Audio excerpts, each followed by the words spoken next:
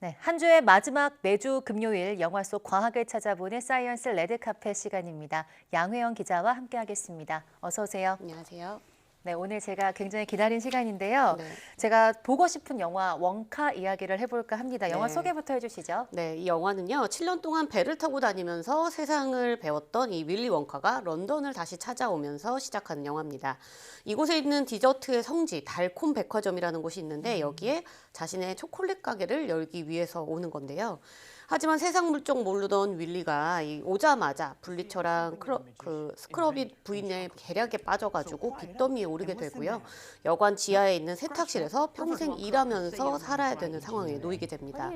여기에 밤마다 만든 초콜릿을 몰래 훔쳐가는 움파룸파와 이 달콤 백화점을 독점하고 있는 이 초콜릿 카르텔의 방해까지 더해지게 됩니다. 그래도 다행히 꿈을 포기하지 않았던 윌리는요, 이 세탁소에서 만난 친구들과 함께 자신만의 초콜릿 가게를 열기 위한 방법에 찾아 나서는 이야기입니다. 전형적인 권성징악의 이야기를 그렸기 때문에 줄거리가 좀 평범하지만 이해하기가 쉽고요. 또 화려한 영상, 귀에 쏙쏙 박히는 음악, 그리고 이 윌리 원카의 사랑스러움을 보여주는 주연 배우인 티모테 샬라메의 연기까지 이 영화가 가진 매력이 굉장히 충분하다고 볼 수 있습니다. 네, 저는 사실 그 영화 찰리와 초콜릿 공장 굉장히 좋아해서 요즘 OTT에 있더라고요. 그래서 어제 조금 앞부분보다 잠이 들었는데요. 그런데 그 영화 전체적인 느낌부터 그 윌리 원카 캐릭터까지 조금 1편과 다르다고요. 네, 그렇습니다. 이 영화는 이 동화 작가 로알드 달이 처음 쓴 원작 소설과 이를 바탕으로 만들어진 두 편의 영화의 주인공인 이 윌리 원카에 대한 프리퀄, 그러니까 그 이전의 이야기를 그리고 있습니다.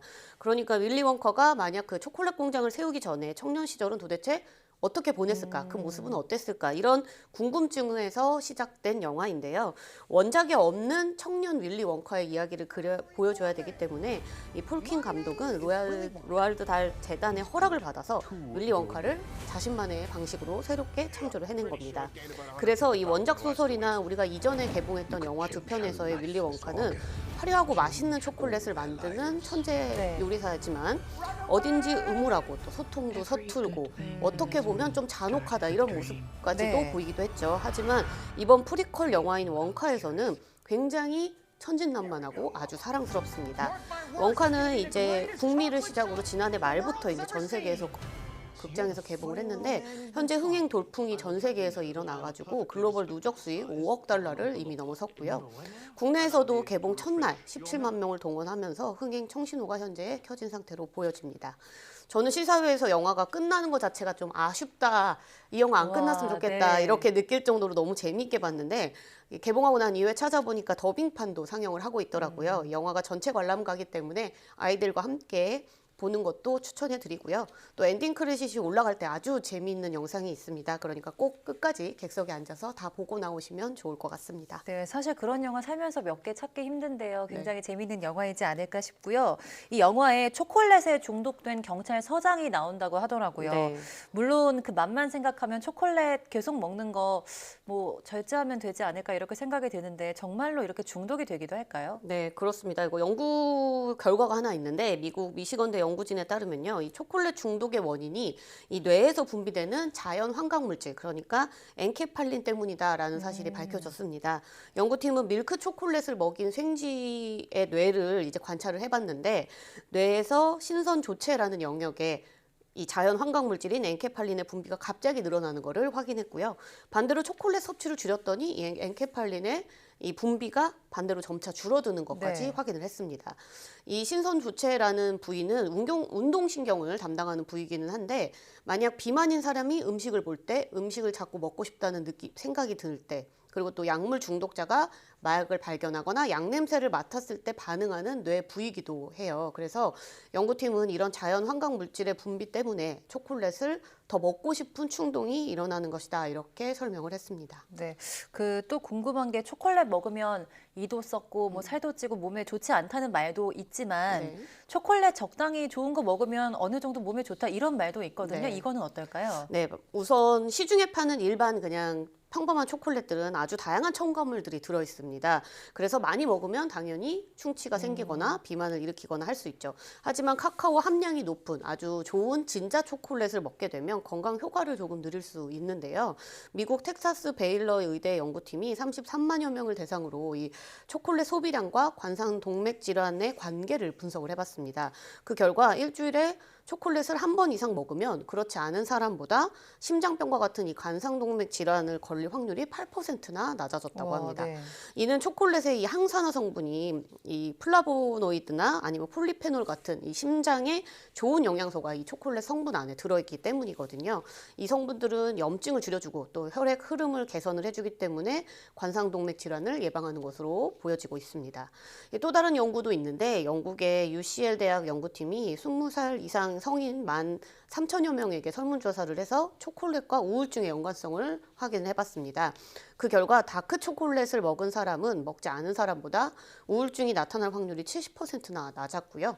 또 초콜릿 종류와 상관없이 초콜릿을 많이 먹는 그룹은 전혀 하나도 먹지 않는 그룹보다 우울증 증상이 나타날 확률이 57%나 낮았다고 합니다. 네, 그럼 초콜릿 적당히 먹는 것도 중요하지만 그 몸에 좋은 초콜릿도 있고 안 좋은 초콜릿도 있는 것 같은데요. 네. 어떤 초콜릿이 몸에 좋은 걸까요? 네, 이 초콜릿의 원료 자체는 건강하다, 건강에 좋다 이렇게 볼 수 있습니다. 소화 효소의 활동을 둔화시켜서 우리가 실제로 몸에 흡수되는 열량도 줄이고 네. 식욕도 좀 떨어뜨려주는 효과를 갖추고 있고요.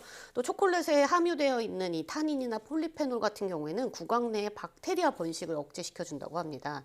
그래서 우리가 먹는 이 달달한 간식들 중에서 이 치아에 붙는 사탕 같은 거는 치아에 달라붙을 네. 수 있고 또 과자 같은 경우에나 쿠키 뭐 이런 것들은 부스러기들이 치아 사이사이에 낄 수 있지만 초콜릿은 입안에서 사르르 녹기 때문에 오히려 출치 발생률이 뭐 사탕이나 과자보다는 더 낫다고 해요.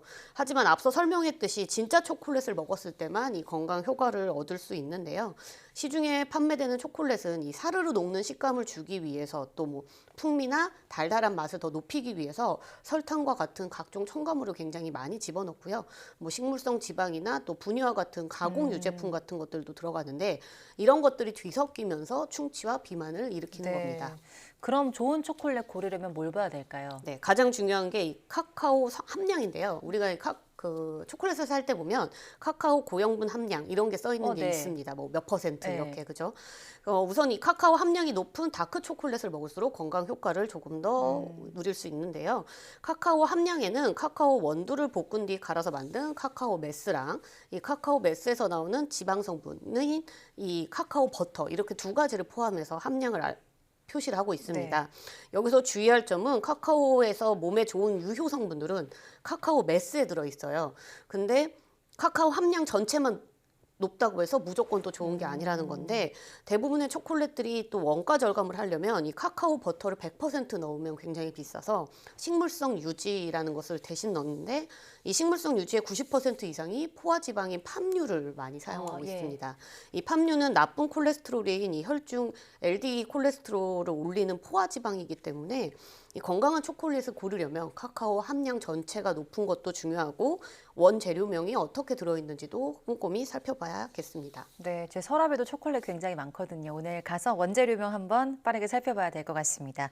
원카에 대한 이야기와 함께 달콤한 초콜릿 이야기까지 나눠봤습니다. 오늘 말씀 잘 들었습니다.